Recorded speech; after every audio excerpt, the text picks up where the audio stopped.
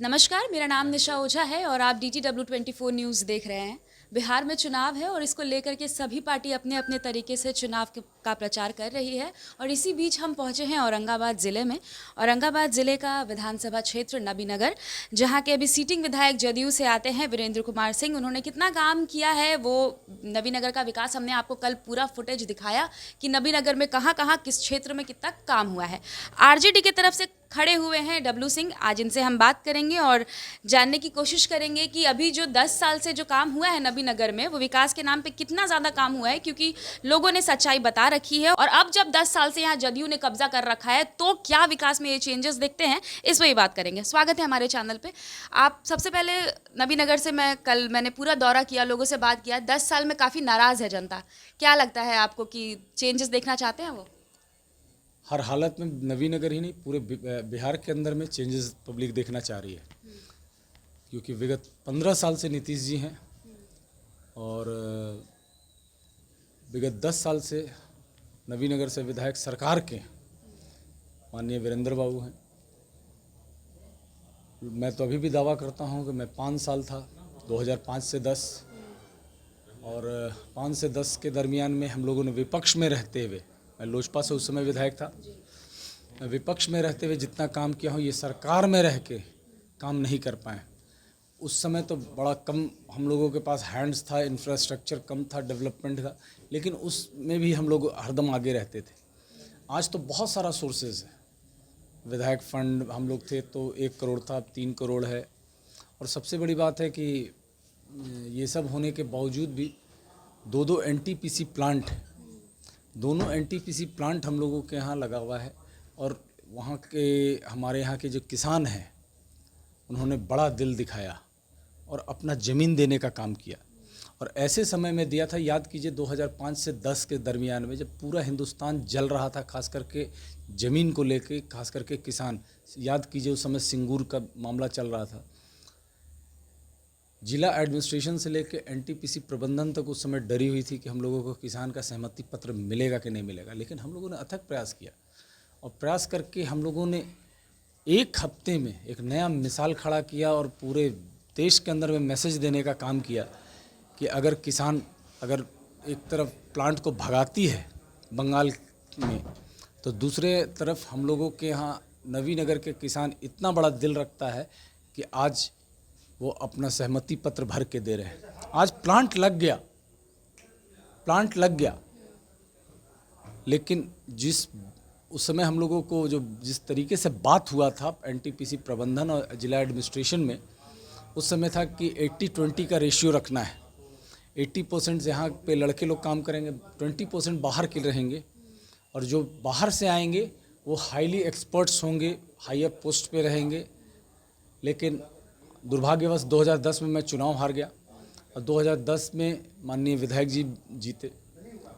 तो वीरेंद्र बाबू और सरकार के थे, तो हमको लगा कि हो सकता है कि सरकार में रहे हैं, एक्सपीरियंस्ड हैं, आदमी हैं, पहले लोकसभा तक गए हैं,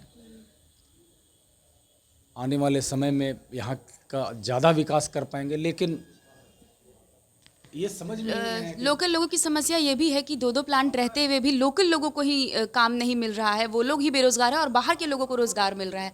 तो अगर आप जीत जाते हैं तो आप इस समस्या पे काम करेंगे? हर हालत में करेंगे। जिसका पहला हक है, खास करके लोकल किसान के बच्चों का हक है, जिन्होंने ज़मीन दिया है, जिन्होंने मदद किया है वहाँ पे, पहले उन लोगों का हक बनता है, ना कि बाहरियों का बनता है। अगर यहाँ के लड़कियों को नौकरी मिल जाता है, फिर बाहर के अगर आ जाते हैं तो कोई परेशानी नहीं। लेकिन आप क्षेत्र का छोड़ दीजिए, वहाँ पे जो विस्थापित हुए हैं उन लोगों को नौकरी नहीं दिया गया है। उन लोगों के गांव के अंदर इंफ्रास्ट्रक्चर का डेवलपमेंट का कोई काम नहीं हुआ है। CSR का जो पैसा NTPC निकलती है हर साल, वो पैसा का प्रॉपर यूज़ आज तक नहीं हुआ है। बाहर के लोग आते हैं, बाहर के सांसद आ रहे हैं, बाहर से लोग आते हैं और CSR का पैसा लेके चले जाते हैं। ज़मीन हम लोगों के किसान दें, धुआं धूल और मेडिकल प्रॉब्लम्स हम लोग झेले, और पैसा लेके डेवलपमेंट का बाहर के सांसद चले जाते हैं। बाहर के 2 सांसद हैं, दोनों लेके चले जा रहे हैं। हम लोगों के विधायक या हम लोगों के सांसद कभी बोलने के लिए कुछ भी तैयार नहीं है। हमको लगता है कि अब टाइम आ गया है, इस विधानसभा में हमारी जीत सुनिश्चित है और पूरे बिहार के अंदर में महागठबंधन की सरकार बननी अब तय हो गई है। विपक्ष हमेशा ये निशाना साधता है कि 15 साल जब उनकी सरकार रही है यानी कि आरजेडी की, तब जंगल राज था और अब उन्होंने 15 साल में खूब विकास किया है। अगर हम गांव की बात करें, हम नबीनगर की ही बात करते हैं क्योंकि हम उस विधानसभा क्षेत्र जितने भी गांव हैं, आपको लगता है कि उसने तरक्की की है? क्योंकि सड़कों को लेकर के जो नीतीश कुमार आए दिन ये कहते हैं कि खूब सड़क बनवा दिए हैं, मुझे लगता है गाँव में अभी बेसिक सड़क की भी सुविधा सही नहीं है। ये देखने वाली चीज़ है। अगर नीतीश जी दावा ठोक रहे हैं कि 15 साल जंगल राज थी, तो याद कीजिए कि इससे पहले भी महागठबंधन का 5 साल पूर्व में जाइए, अगर उनको था कि जंगल राज था, आरजेडी जंगल राज कायम करती है, तो इससे पहले महागठबंधन में आके उन्होंने चुनाव लड़ा और आज मुख्यमंत्री अगर हैं तो इसमें सबसे बड़ा दिन राष्ट्रीय जनता दल का है। आज सबसे बड़ी पार्टी राष्ट्रीय जनता दल है पूरे बिहार के अंदर में।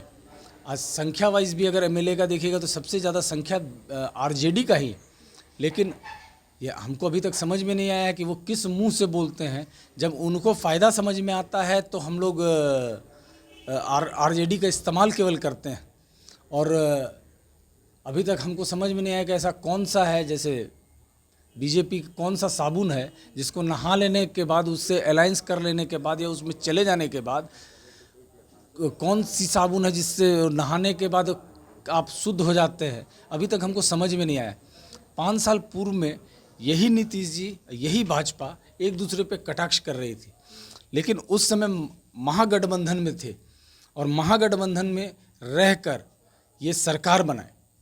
बाद में इनका हृदय परिवर्तन हुआ, अंतरात्मा जागी, क्या हुआ और कब तक इनका अंतरात्मा अभी तक ठीक ठाक रहेगा, ये भगवान भरोसे। आखिरी सवाल रहेगा, इसमें मैं आपको 2 चीज़ें ऐड करूंगी। सबसे पहले तो ये कि आप हमारे चैनल के माध्यम से ये बताइए कि अगर आप जीत जाते हैं 2 चीज़ें क्या बड़ा करवा देंगे नबीनगर क्षेत्र में, और दूसरा ये कि विपक्ष जो बार बार रोजगार को लेकर के निशाना साधता है, क्योंकि तेजस्वी यादव ने ऐलान किया है कि वो पहले कलम से 10 लाख लोगों को, बेरोजगार जो लोग हैं उनको रोजगार देंगे, तो वो कह रहे हैं कि ये पैसा ले करके रोजगार देंगे, ये सिर्फ रोजगार नहीं देंगे। इस पर क्या कहेंगे? ये कैसे क्लेम कर सकते हैं कि पैसा लेकर रोजगार देंगे? माननीय नीतीश जी, इसका मतलब है कि नेता प्रतिपक्ष पे डायरेक्ट ये उंगली उठा रहे हैं करप्शन का। हमको एक चीज़ बताएं, अभी भी हम हाई लेवल पे नहीं जाएंगे, अपने ब्लॉक में तो देख लें, कलेक्ट्रेट में तो देख लें, सचिवालय में देख लें, जो स्थिति है भ्रष्टाचार का, पहले अंडर टेबल लिया जाता था, अब टेबल के ऊपर लिया जाता है। और जहाँ तक रोजगार का बात है तो माननीय तेजस्वी जी ने अगर ये कहा है कि पहले कैबिनेट में 10 लाख लोगों को रोजगार देंगे, तो ये बहुत डर गए हैं। अब कल से तो ये भी बोलने लगे हैं कि ये पैसा कहाँ से लाएंगे बबुआ। अब सरकार बनेगी, पैसा कैसे आएगा, स्टेट का इंफ्रास्ट्रक्चर कैसे बढ़ेगा, ये चिंता तेजस्वी जी को करना है, ना कि नीतीश जी को करना है। अब नीतीश जी चिंता ये करें कि एक अन्य मार्ग से निकल के वो कहाँ रहेंगे, कैसे रहेंगे, और आने वाले समय में उनको भाजपा ही खत्म करेगी, दूसरा कोई नहीं करेगा। नबीनगर में क्या काम लोग करेंगे? खास करके नबीनगर में देखिए, जो 2 मेजर इश्यूज़ है। फर्स्ट है कि एनटीपीसी में लड़कों को रोज़गार दिलाना। दूसरा सबसे बड़ा वाइटल प्रॉब्लम है कि एनटीपीसी के बाद हम लोगों के यहाँ कृषि प्रधान जगह है, और सौभाग्य है कि हम लोग के यहाँ बड़े मेहनती किसान हैं। आज के भी डेट में हम लोग गांव में घूम रहे हैं तो लोग यही कहते हैं कि विधायक जी अपने हली तो हर साल हमने के पानी मिल जा हली, अपने नहर पे जाके पानी ले आवा हली, लेकिन विगत 10 साल में इन लोग एक भी छटाक मिट्टी नहर पे नहीं डाल पाए, पानी का उड़ाही नहीं हो पाया। हमारा एक ही टारगेट है कि इस बार हर खेत को हम लोग को पानी पहुंचाना है, उसके लिए हम लोग रोड मैप तैयार कर रहे हैं।